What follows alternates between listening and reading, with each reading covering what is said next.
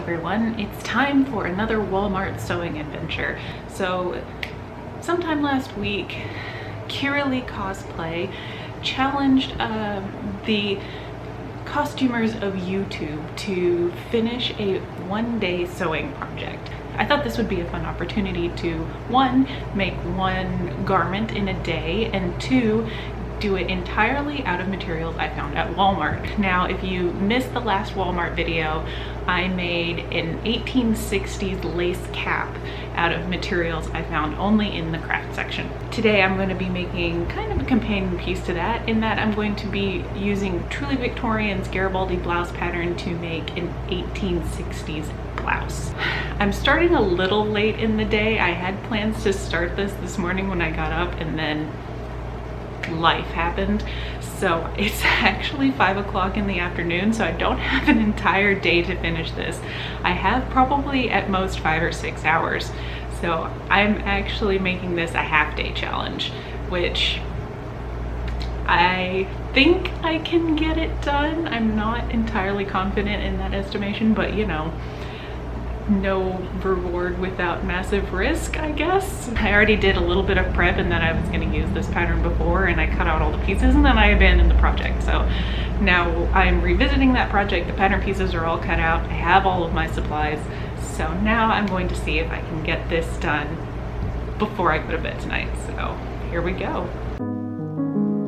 The fabric for the blouse was a thick cotton lining that was in the utility fabric section of Walmart's craft aisle.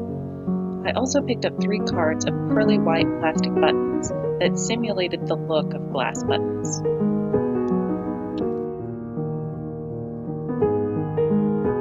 Since the pattern pieces had already been cut to size previously, I could jump straight into cutting out the blouse pieces from the fabric.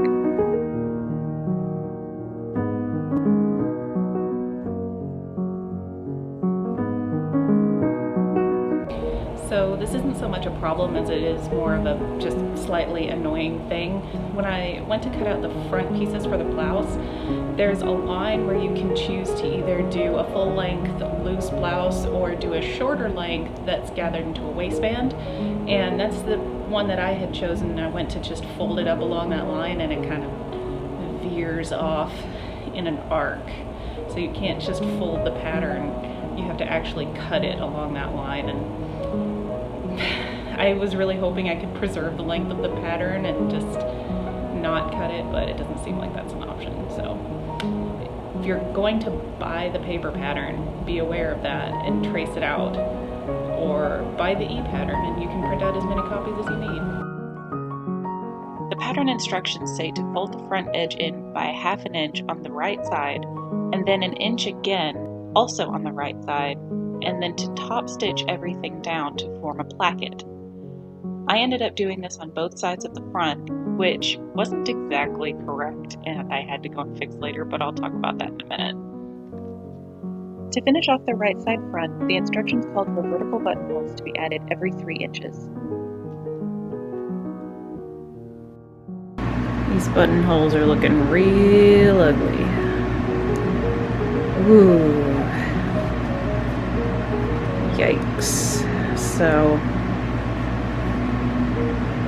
I'm not quite sure what to do about that because I'm just using my machine's buttonhole foot and going with that. But yeah, these are not great looking. Eeh. Alright, so I finally discovered what the problem was with my buttonholes. It was my thread. It was the thread that I was using. Walmart didn't have any white buttonhole thread. They were pretty much wiped out of thread completely. So I've been using just regular sewing thread instead, and it's been a little problematic. And but once I took out the roll of thread that I was using, which was a really old roll of just cotton thread, and put a fairly new roll of cotton thread on there, all my problems went away. So one of the things that I like to do when I'm putting buttonholes into something is I like to start at the bottom of the garment and work my way up rather than starting my buttonholes at the top, because if there's some sort of a problem, then you're ratty looking buttonholes end up down at the bottom where people aren't really going to be looking, and your better looking ones, once you've like worked out all the kinks and what you're doing, are up at the top where people's eyes might see them. So at the bottom I have this really terrible looking buttonhole. It's just ratty and tatty and kind of terrible. And then at the top of the garment I have this lovely buttonhole, which, while still not perfect, is much better than the one at the bottom.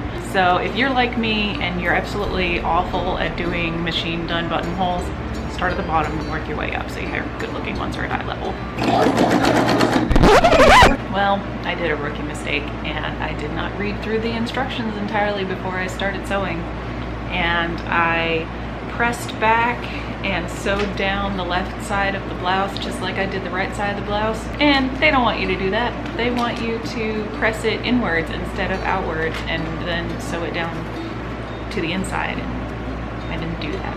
I did it just like I did the right side. So it's top stitched and everything. And now I've got to take out all that stitching and repress it and lose time. But that's my own fault. Read your instructions before you start. Alright, so the left side has been fixed from my previous mistake. So the next step in the instruction is to sew fronts to backs at side seams and shoulders. So that's what we're gonna do.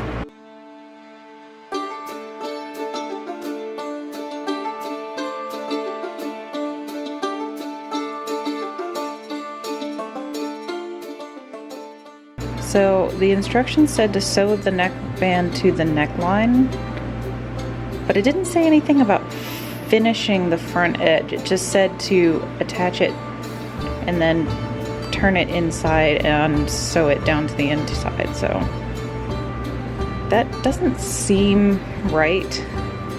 I feel like this front edge should be finished somehow. There also aren't any markings to line up the neckband to the neckline edge. I feel like there's something missing in the instructions about this neckband. So I'm gonna look at that again.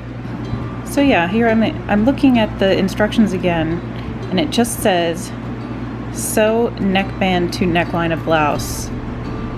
And then it says to fold the outside edge under a 1/2 inch to the wrong side and fold neckband in half, covering raw edge of blouse. So that's just telling it to use it basically like bias tape. Looking over the instructions again, I now see that what it meant was to turn in all outside edges. I originally thought it just meant the long side that gets folded to cover the raw seam. The wording is a bit confusing, so if you use this pattern, be sure to fold in all the remaining edges by 1/2 inch. So yeah, I'm just gonna kind of go with my instinct on this one, and I'm gonna turn the inner edge in a couple of times and just make a very narrow hem.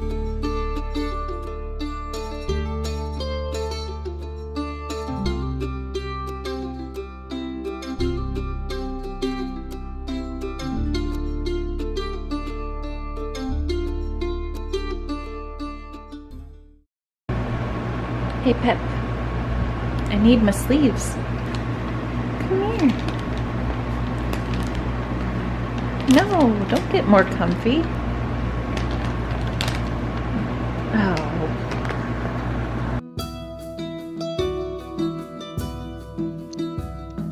The sleeves are enormous and are gathered at both the shoulder and cuff edges. There is a ton of volume at the cuff that has to be gathered down tightly to fit inside.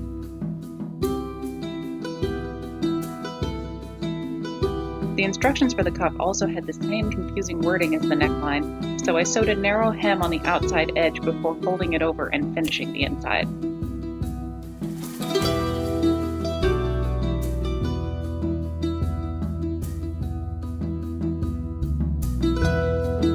I treated the waistband the same as the cuffs and neckband, hemming the short edges first. The fullness of the blouse was gathered down, and the waistband was top stitched on.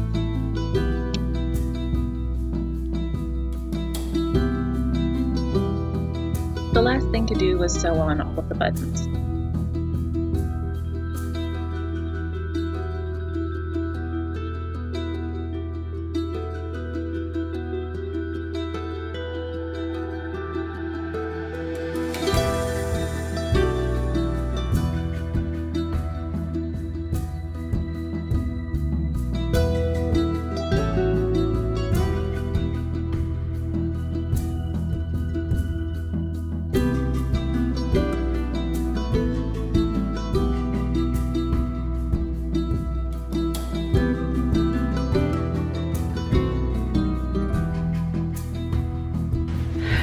So this is the finished blouse. It's enormous. It is very large, and it's not large in that it doesn't fit, because it fits the way it's supposed to. It's just large in that there is a lot of volume in just every part of this garment. The sleeves are just, they're so huge, and I love a huge sleeve, but I feel like it's huge in not a flattering way, and this is very blousy. And maybe if I had done the tucked in version, I could have controlled some of this floof here a little bit more, but because I did the waistband version, this is as tame as it's gonna get. But you know, what can you do? A blouse is gonna blouse. But it is finished. I did finish it in one day, so if you are starting out on your historical costuming journey in the 1860s, this is an option if you need something quick and fast. And it was the first time I had used that particular pattern, so it's not like I was familiar with what I was looking at first. So it is a possible one-day project. That said, I don't think I'm gonna get a lot of wear out of this. It's just not my favorite style. I don't think I would make this one again. I do like the sleeves though. As far as the materials I got from Walmart, this cotton is a little bit thicker, so it does retain that volume. It gives a lot of poof. A thinner fabric might have hung a little more loosely and not been so boxy, but I'm okay with the thicker fabric. I think it feels a bit more substantial, so I'm alright with that. The buttons themselves, they mimic glass buttons, so they look alright. It's not glaringly obvious that they're plastic buttons, so I'm happy with that choice. And I think that if, as a beginning historical costumer, if your only option is your local Walmart, then this is a good place to start. As for the truly Victorian pattern, I would not recommend that for beginners. The pieces all fit together really well, and the construction was not complicated, but at the same time, the instructions were very lacking. There were questions about how to finish edges on certain things, and the order of operations seemed a little off to me. If you do want to use the truly Victorian pattern and you are new to sewing, I would suggest having someone more experienced to guide you through the construction process, because like I said, there were just some things that the pattern didn't address at all, so you would need someone there to help you out, or find maybe a blog post of someone that had done this before, or refer to this video. This concludes the one-day make.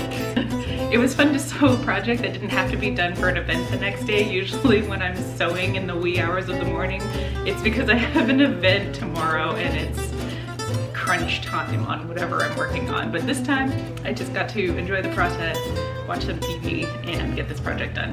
So, one day make. Garibaldi blouse. Yes. Project accomplished. Alright, so if you enjoyed this video, please hit that like button below. And if you want to see more of my sewing adventures, please hit the subscribe button. And I will see you in the next video. Bye-bye! I think I can't just put under my skirt. Yar, there be the sea hag.